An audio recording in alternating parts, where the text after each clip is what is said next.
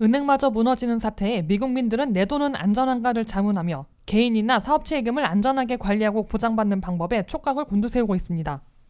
미국 내 은행들은 물론 크레딧 유니온, 즉 신용조합에 체킹이나 세이빙 등의 계좌를 통해 예금하고 있는 예금주들은 거의 전부 예금보험으로 보장받고 있습니다.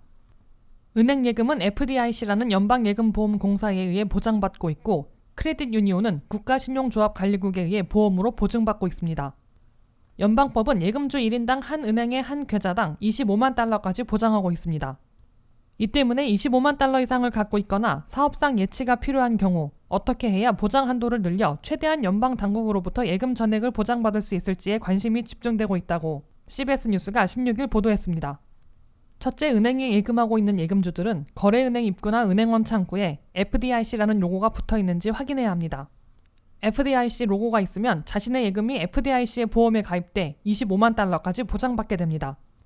크레딧 유니온, 즉 신용조합에 예금하고 있는 경우에는 내셔널 크레딧 유니언 어드미니스트레이션이라는 표시가 있으면 역시 25만 달러까지 보증받게 됩니다. 둘째, 25만 달러 이상을 예치해야 하는 경우 보장 한도를 올릴 수 있는 방법들이 있습니다. 우선 한 은행에서 개인 단독으로 체킹 어카운트와 세이빙 어카운트, IRA 은퇴저축 등을 나누어 개설하면 됩니다.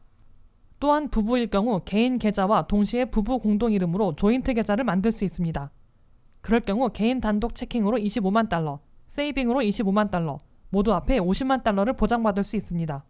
부부가 따로 같은 방법으로 두 계좌를 개설하면 역시 50만 달러를 보장받아 한 은행에서만 부부가 100만 달러까지 보장받을 수 있게 됩니다. 이와는 별도로 한 은행에 체킹 어카운트만 개설해도 부부가 단독으로 하나에 25만 달러씩, 모두 50만 달러, 동시에 공동으로 조인트 계좌 하나를 열게 되면 두 사람이 합해 50만 달러까지 보장받아 이 역시 모두 합해 100만 달러까지 보장받으며 예치해 놓을 수 있습니다. 셋째, 사업상 그보다 더 많은 돈을 예치해야 하는 경우는 한 은행이 아니라 여러 금융기관으로 나누고 체킹과 세이빙 등으로 분리해 예금하면 보장 한도를 크게 늘리게 됩니다.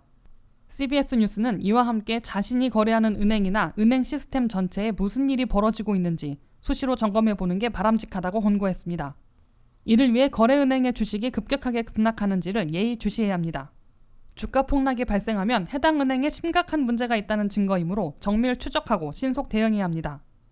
이와 함께 거래은행이 자금을 더 모으려 하거나 은행 주식 또는 은행이 투자한 주식이나 채권을 대거 팔려 한다면 은행의 유동자금에 문제가 있다는 신호일 수 있어 주의해야 합니다. 이어 거래은행의 분기별 연간 실적 보고서를 면밀하게 검토하는 게 바람직합니다. 금융권 뉴스도 수시로 체크해보도록 권고되고 있습니다. 하지만 이번과 같은 지역은행 파산이라는 대혼란 사태에서도 대부분의 예금은 거의 전액 보장받기 때문에 예금을 한꺼번에 대거 인출하는 것보다는 그대로 예치해놓고 있는 게 더 안전하다고 CBS 뉴스는 강조했습니다.